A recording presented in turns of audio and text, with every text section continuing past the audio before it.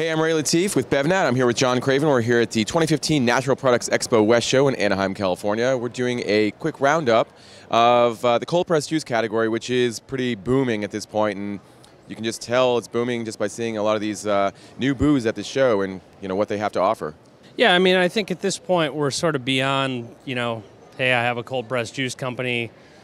Everyone's trying to figure out what to do to differentiate. That seems to be kind of the immediate issue for all of these brands, whether they're startups or established. And I think we definitely saw some, pretty cool attempts at doing different things at the show. Yeah, it's interesting. I mean, green juice is clearly a really important part of making your way into this category, and so new products are still doing really, really well in that particular segment of green juice. But some of the interesting things we're seeing also is these new ingredients that are being infused into cold pressed juice. What are some of the ones that you saw? Yeah, I mean, I think some of the ones that stand out. Lumi Juice had their broccoli leaf product. I mean, and I think that's you chuckle almost because it sounds crazy, but I mean it is something that tastes really good and is more nutritious. Also liked some of the avocado products from Forager. I know Suja's got a bunch of new stuff that they're trying to do. I mean, everyone who's here pretty much has something new and unique. I mean, we saw some new uses of coconut, not exactly like a cold pressed juice exactly, but same space, the Genius juice. Those are probably the couple that, just off the top of my head stand out. So, so along the same lines, you're seeing these new ingredients put into different kinds of packages as well. A lot of package variety going on in the category. The broccoli juice that you were talking about is actually packaged in a shot. Right. We're seeing a lot more shots that brands are putting out as well, including that new core shot that we saw upstairs.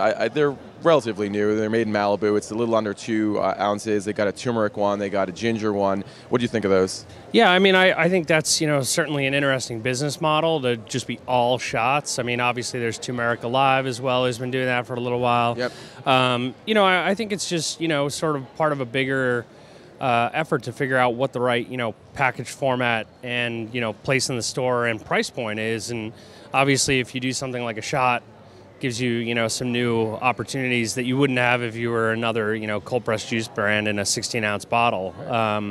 You definitely pick up from a lot of these brands that they already know that the cooler space for 16-ounce bottles is getting pretty crowded. So what can they do to find a place for their product in the store? So right, it's also addressing, I think, functionality, like very specific functionality versus just refreshment. I mean, refreshment and functionality are sort of inherent in cold pressed juice, but those shots really have a specific purpose. In other package sizes, we saw other package variety, a few new multi-serves that we saw. I mean, Suja's been putting out these new multi-serves, quite a few of them, but Forager has their new 28-ounce for their cashew milk, that whole cashew milk line, which is pretty innovative, and I thought it was a really nice-looking package and a good differentiator. You don't see too many cashew milks out there. No, and especially at $6.99. Again, I mean, pricing is definitely something that I think everyone in the space recognizes as being one of the biggest barriers to, entry with consumers, really. I mean, even some of the brands that we were talking to that are not HPP, you ask them, why aren't you doing HPP?